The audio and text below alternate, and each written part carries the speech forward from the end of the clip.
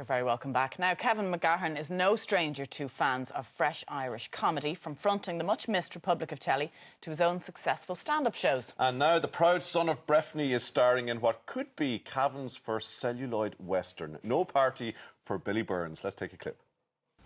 I suppose you've heard about the bees, huh? Oh, the bees, they're dying. Huh? Sure, they're always dying. No, but the North American bees, they're dying out. They're not pollinating anymore, so there's going to be no more honey. It'd be fairly important, you see, because to say if the bees go extinct, then the whole animals of the world will go extinct as well. That's to say, anyway. Jesus.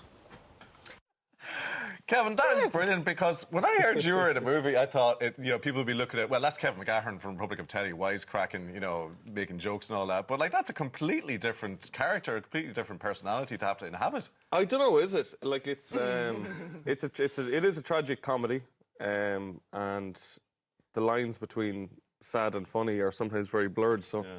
It didn't feel that different to play it. I was kind of playing it for laughs the whole time. Tell us about the character and the premise and the plot. It's called No Party for Billy Burns. I played the titular character Billy, who's sort of a simple country lad who's obsessed with cowboy films a little bit too much. He's living with his eccentric grandfather in a small town in Cavan, and kind of the trouble that goes with being a little bit different in a small town in the country, So it shines a light on younger people, I suppose, growing up in a rural town, first of all, doesn't it? Yeah, well, where we grew up, when we got out of college, it was suddenly there's no jobs, and all the women left immediately. They're the first time. So you've got just a town full of lads who are a little bit frustrated and trying to find some sort of outlet, for boredom. And you do all kinds of silly things like race guards and getting fights outside chippers and that kind of thing. So Billy Burns is not necessarily an autobiographical character for you, but it's semi. It's one that a lot of people would relate to. Yeah, definitely. Definitely. I think if you're a little bit odd growing up in the country, you'll relate to it. Where does acting fit in with you now in terms of is it alongside stand-up and alongside comedy, or is this it? I was always kind of doing plays and stuff like that and sketches, so it was always kind of around in the realm of comedy. I love acting. I think acting's great crack. So I've always kind of been doing a bit of it, kind of flitting between stand-up and acting, But I think movies is probably where your passion is it? I know you've got gigs coming up. We'll talk about those in a moment, the Vodafone Comedy Club and all of that stuff. But is movies, and particularly after shooting this and working on it and realising how it can impact on people... Well, myself and the writer-director, Pádraig Connerty, we met working in a factory in our local town and just bonded over a love of films. And we just talked about films all the time. So, I would be very passionate for films, yeah.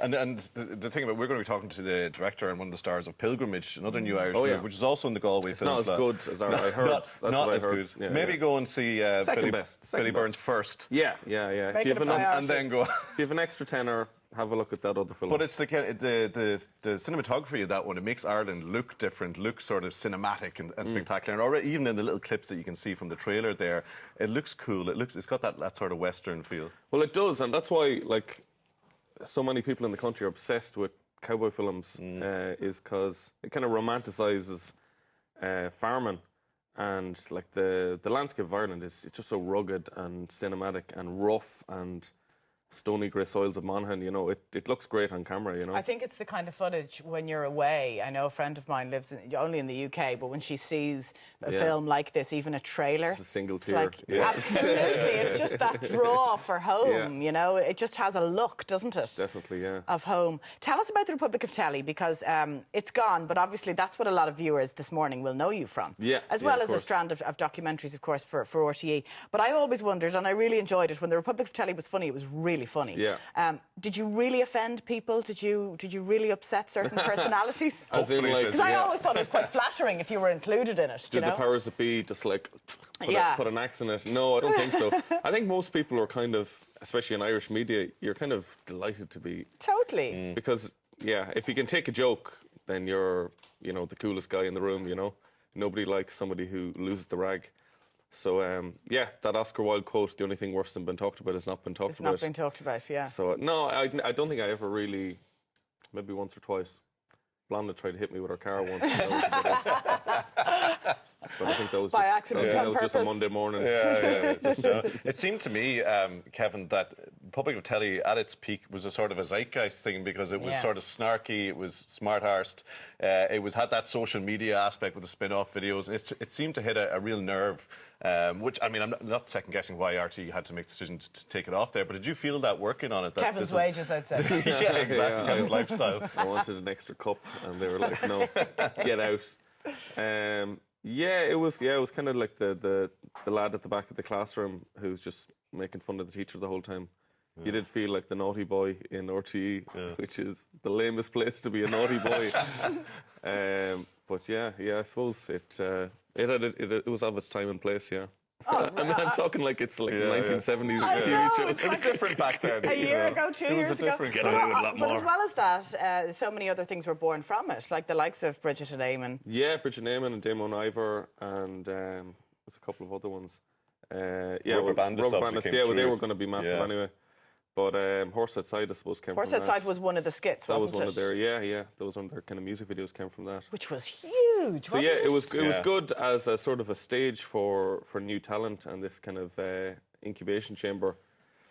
So I don't know what's going to replace it. Hopefully that there'll be something else where young people can show off their funnies. Get an opportunity, yeah. Show off their funnies. You obviously are actor, stroke stand-up, and also documentarian, if that's a thing. Yeah, we'll try poetry next. Yeah, exactly. You had a fantastic series in the States last year, and you had this sort of moment in time thing again of being in the US in the year of Trump, in the year when all that was bubbling up. Did you realise something incredibly bizarre was happening? Yeah, I definitely noticed, like, it's obviously easy to talk in hindsight, but I definitely noticed, like, the news was not reflecting what the majority of people felt. Because obviously, like, in New York and San Francisco, the big cities, everyone's very liberal, everyone's very, Hillary Clinton. But in the rest of the country was just... I didn't meet one person who supported Hillary Clinton. The closest I came was a waitress in Portland who said, I probably will, just because I hate Trump so much. But everyone was mad into Trump. It was a little bit frightening. They just want to change so much that they would vote for this crazy man, this crazy pig's bladder clown. Yeah, but it was a brilliant time in the build-up, wasn't it? To be Yeah. doing something like that over there. Yeah, definitely. It was like even going back now, those shows would have been completely different. Yeah. Is that something we can expect to do a follow-up? If TV3 has the cash, I will chat to any American. It's very expensive. Suitcases full of it Is upstairs. it camera 2? TV3. Can you get a close? Do your plea. Actually, not that close. This is early. Before you become TV3's Louis Theroux, give us just a reminder then in terms of Pretty No Party cheap for as well. Billy Burns. Galway Film Fleadh. That's next week, isn't it? Next week, And then being released. it's sold out like immediately. So we're hoping for like a Dublin premiere soon. We see how Galway goes, but 13th in Galway, next Wednesday. Kevin, wish you all the best with it. Thank you very much, guys. It looks brilliant. Thanks for coming.